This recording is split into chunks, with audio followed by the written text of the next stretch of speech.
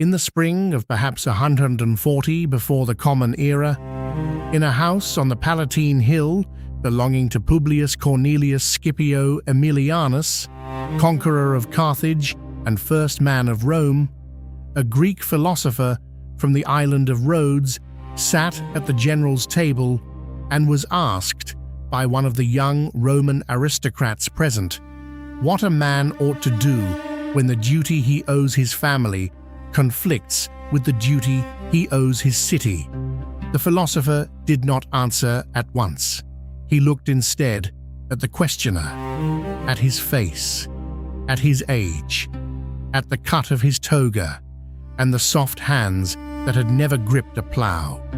And then he said something which the young Roman would carry with him for the rest of his life, something which would in time pass through Cicero's pen and become one of the foundations of Western moral thought. What he said was this, that the question, as posed, could not be answered, not because there was no answer, but because the answer depended on who, precisely, was asking. Let us reflect on the man who said this, and on why his answer took the form it did. His name was Panaetius of Rhodes. He was born around the year 185 before the Common Era, on an island that had long been a meeting place for Greek learning and Eastern commerce, and he had studied in Pergamum under Crates, the grammarian, and then in Athens under the Stoic Antipater of Tarsus, who at that time held the chair of the Stoa, the school founded a century and a half earlier by Zeno of Citium.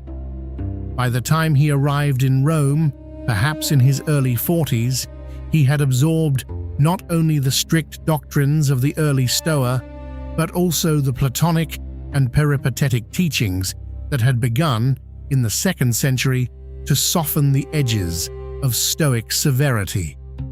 He was not, in the manner of Chrysippus before him, a system builder. He was, instead, a translator of philosophy into the language of practical life, and his greatest work, now lost to us in its original form, but preserved in the first 2 books of Cicero's De Officiis, was titled simply On Appropriate Action. It is to this work and to the principle that lies at its heart that we now turn. The principle is sometimes called, in the Latin that has come down to us, the doctrine of the 4 Personae.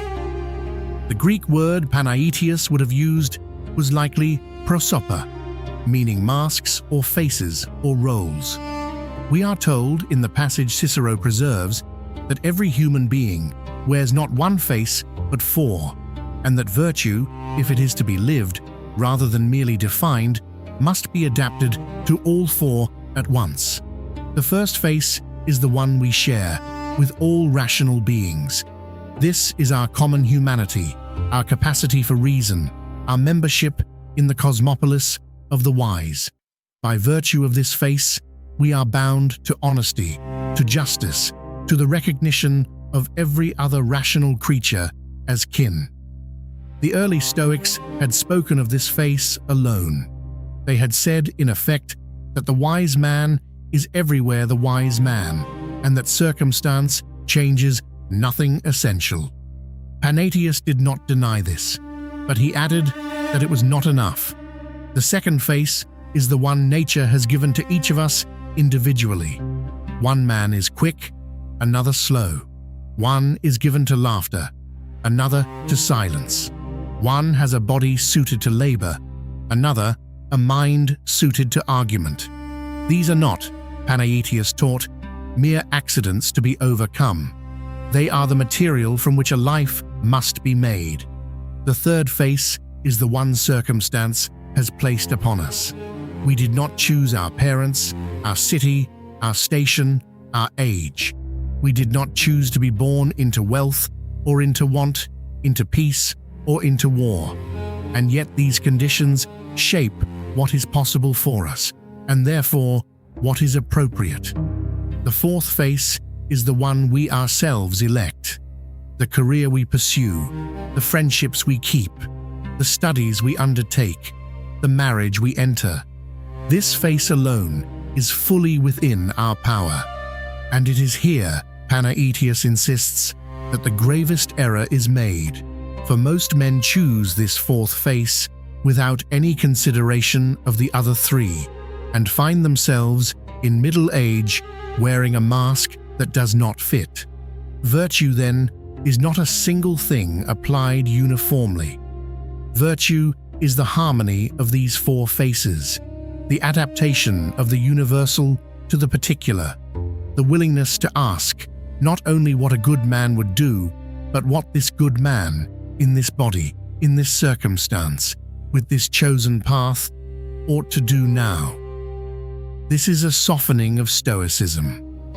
It is also, one must consider, a deepening of it. To understand why Panaetius came to this teaching, we must understand the circumstance into which his philosophy was carried. He had left Athens, where Stoicism had become a school of fine distinctions and elaborate logic, and he had come to Rome, where philosophy was viewed with suspicion by the older generation and with hungry curiosity by the younger. He had been received into the household of Scipio Aemilianus, the most powerful man of his generation, the destroyer of Carthage in the Third Punic War, and the destroyer of Numantia in Spain, and through Scipio he had come to know the circle of literary and political men who gathered around the general, a circle which the historians would later call the Scipionic. Picture, if you will, the world he was now obliged to address. Rome, in the middle of the 2nd century before the Common Era, was no longer the small republic of farmer citizens it had been 100 years earlier. It was the master of the Mediterranean. Its senators commanded armies of tens of thousands. Its provincial governors disposed of revenues greater than those of kings.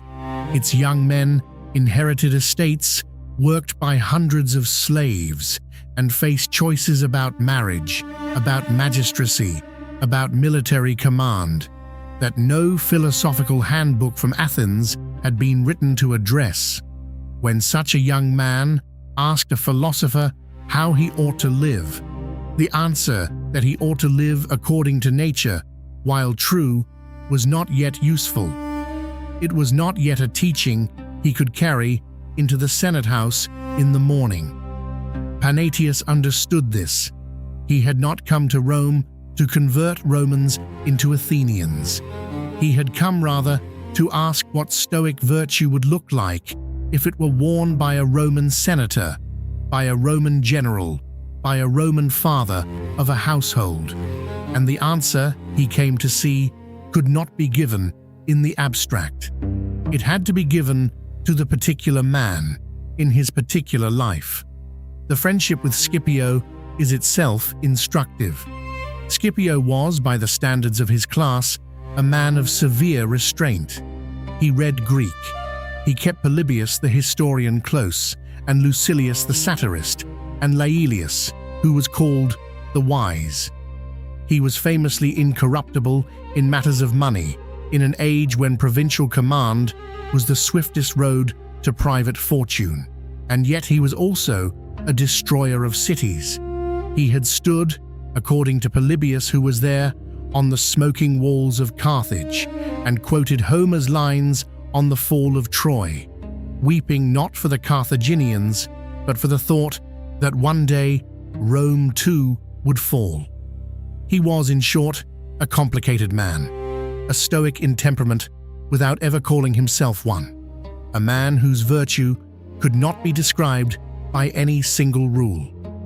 Panaetius lived with this man, traveled with him, by some accounts, on a long embassy through the eastern Mediterranean, perhaps as far as Alexandria, perhaps to the courts of the Hellenistic kings, whose realms Rome was slowly absorbing. He saw, in these journeys, how virtue had to bend to circumstance without breaking. A magistrate could not behave as a private citizen behaved. An ambassador could not speak as a philosopher spoke in his school. A general at the head of an army could not afford the leisurely deliberation of a man in the Stoa Poikile in Athens. And yet, in each case, virtue was still required. The honest action, the just action, the action proper to a rational being was still demanded. It only wore, in each case, a different face. We do not have his books. This is the great loss. On appropriate action was, in the ancient world, a famous work, much read, much discussed. Cicero, writing his own De Officiis in the last year of his life, in 44 before the Common Era, as the republic he had served was collapsing around him, took Panaetius as his model and admitted as much openly. But Panaetius's original is gone. We see him only through Cicero's Latin, and through scattered citations in later writers, and through what we may reasonably infer from the doctrines of his pupil Posidonius, who carried the school forward into the next generation.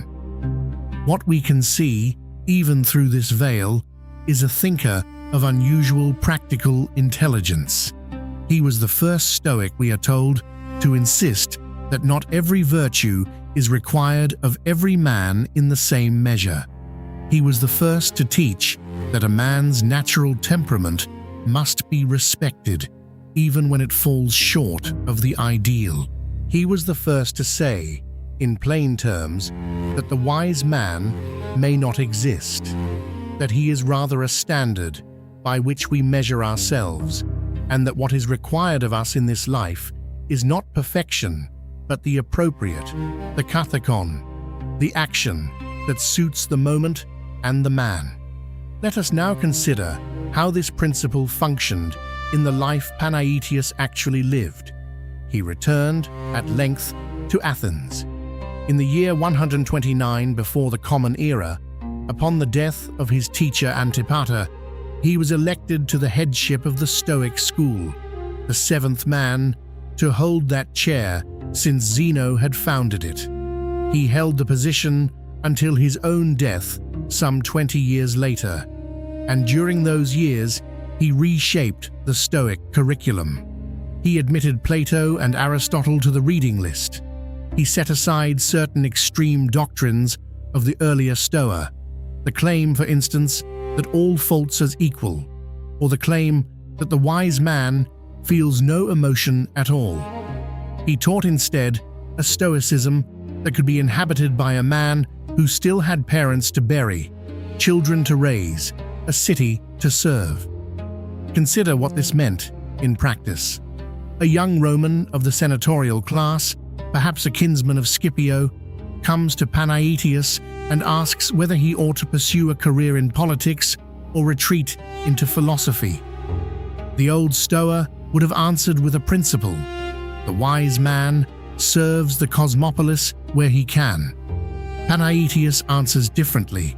He asks the young man about his temperament. Is he given to public speaking, or does the thought of the rostra fill him with dread? He asks about his circumstances. Is his family one whose ancestors have held the consulship, so that a retreat from public life would be itself a kind of statement? He asks about his abilities. Does he have the patience for the slow work of magistracy, or the quickness for the bar, or neither? Only then does he begin to answer. And the answer, when it comes, is not a rule. It is a recommendation, fitted to the man. This is what Cicero preserves for us in the first book of De Officiis. We must so act, Cicero writes, following Panaetius, that we attempt nothing contrary to universal nature, but while conserving that, let us follow our own nature, so that even if other pursuits may be weightier and better, we should measure our own by the rule of our own nature. The translation is the older one, Walter Miller's, from the early 20th century, and the Latin underneath is unmistakably Panaetian in spirit. Follow universal nature. Then, within that, follow your own. This is not a relaxation of the demand. It is a sharpening of it. For now the young man cannot say, as he might have said to a stricter teacher, that he has failed because he is not Cato. He must instead ask whether he has failed by his own measure, in his own circumstance, with the gifts he was given. The escape route into abstract impossibility is closed. The escape route into excuse is also closed. What remains is the daily, particular question. What does virtue look like, here, for me, now? Panaetius taught, we are told, that in choosing the fourth face, the face we elect for ourselves, we must take care above all not to choose against the second, the face nature has given. To choose a life of military command when one lacks the body for it. To choose a life of public oratory when one lacks the voice for it. To choose a life of contemplation when one lacks the patience for it. These are errors not because the chosen life is bad in itself, but because it does not fit the man who has chosen it. And a life that does not fit is a life lived in friction with one's own nature, which is a kind of slow violence against the self. There is a story, possibly apocryphal, that a young man once came to Panaetius and asked whether he should marry. Panaetius answered, we are told, with another question. Whom would you marry, and what kind of household would you keep, and what kind of father would you be? The young man had no answers. Panaetius then said, come back when you have them. The question of marriage in the abstract was not a question philosophy could answer. The question of this marriage to this woman by this man in this household was. We see the same approach in his treatment of the cardinal virtues. The early Stoa had named 4: wisdom, justice, courage, and self-control. Panaetius preserved the 4, but he asked of each how it would be expressed by different men in different circumstances. Courage in the soldier is not courage in the senator. Justice in the magistrate is not justice in the father of a household.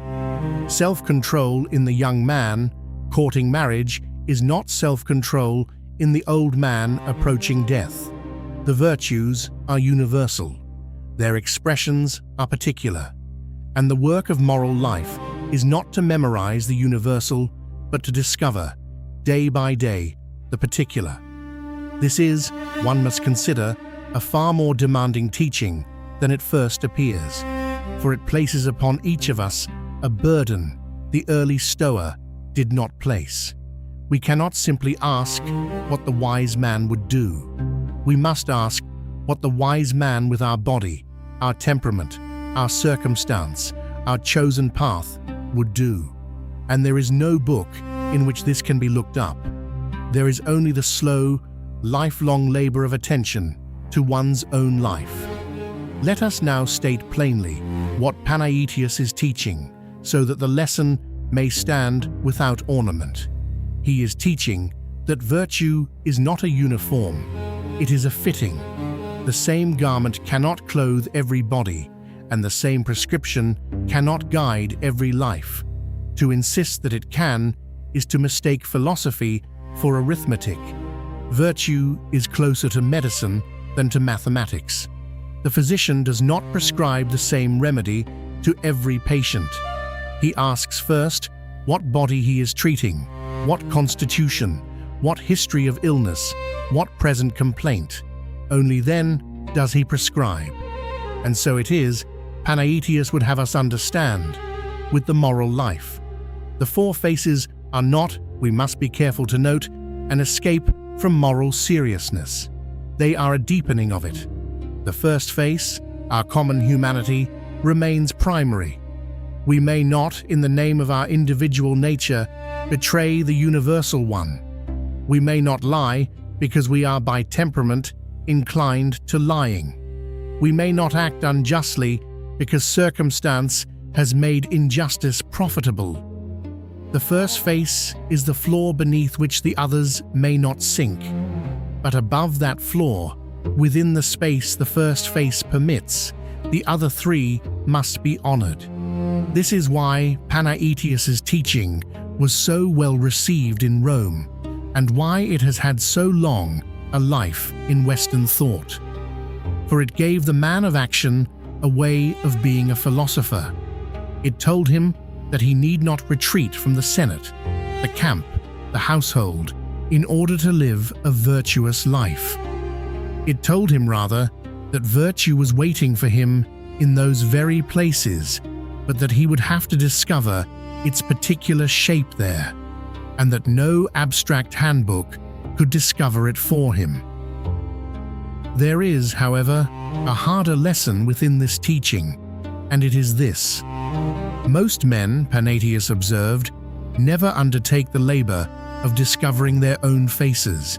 They drift into the fourth face, the elected life, by accident, by family pressure, by the imitation of those around them. They never ask whether the career they have chosen fits the nature they were given. They never ask whether the circumstance they inhabit calls for one virtue more than another.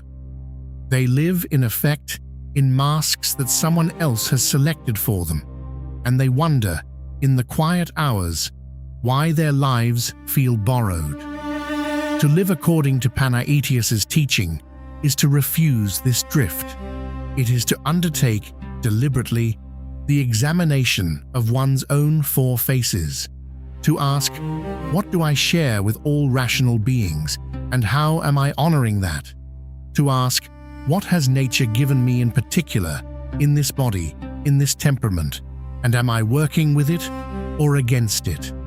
To ask, what has circumstance placed upon me, and what does this circumstance call for that another would not? And finally to ask, what have I chosen, and did I choose it knowing the answers to the first three questions, or did I choose it blindly? This examination cannot be done once. It must be done repeatedly, as circumstance changes, as the body ages, as the elected path reveals itself to be different from what was imagined. The young man's four faces are not the old man's four faces. The magistrate's four faces shift when he leaves office. The husband's four faces shift when his wife dies, and at each shift, the work begins again. We are told that Panaetius, in the years he led the school in Athens, was unusually attentive to the individual students who came to him. He did not lecture, in the manner of some of his predecessors, from a height. He sat with them. He asked them about their lives. He sent them away sometimes with questions rather than answers, telling them to return when they had thought further. This was not, one suspects, a stylistic choice. It was the teaching itself, embodied. For if virtue must be adapted to the four faces of the particular man, then philosophy can only be taught one man at a time. And this is perhaps the deepest demand the principle places on us, that we cannot receive it as a system. We can only receive it as a practice. We can read what Cicero preserved of Panaetius, and we can understand the doctrine of the four faces in its outlines. But to live it, we must do the slow, particular work of examining our own four faces, in our own life, with our own attention. No book will do this for us. No teacher will do this for us. The work is ours. Consider then, before the lesson closes, the young Roman at Scipio's table, with whom we began. He had asked the philosopher how a man ought to act when the duty he owes his family conflicts with the duty he owes his city. And the philosopher had said that the question, as posed, could not be answered because the answer depended on who was asking. What he meant we may now see was this: the man who asks this question is not a generic man. He has a particular family with particular needs. He has a particular city with particular claims upon him. He has a particular temperament which will incline him toward one duty or the other. He has a particular station which will make some choices possible and others impossible. To answer the question without knowing these things would be to give a counterfeit answer, an answer fitted to no one and therefore useful to no one. The philosopher's refusal to answer was not evasion. It was the teaching. It was the invitation to the young Roman to begin the examination of his own four faces and to discover within himself the answer that no philosopher could provide from outside. Let us close then with a question you may carry with you when the lesson is done. Of the four faces Panaetius described, which one are you least honest with yourself about? The universal face, your common humanity, which may demand more of you than you have been willing to give. The face nature has given you, your particular temperament, which you may have spent years trying to overrule. The face circumstance has placed upon you, which you may resent rather than work with. Or the face you have elected, the life you have chosen, which you may not have examined since you chose it. Sit with the question. Do not hurry the answer. Panaetius would not have hurried you. He would have asked, perhaps, only that you return when you had thought further. And he would have understood, as he understood with the young Roman at Scipio's table, that the answer, when it came, would be yours alone, fitted to no one else, and that this was not a weakness of the teaching, but its very strength. The faces are four. The life is one. The work is daily. And the philosopher, having said what he could say, falls silent.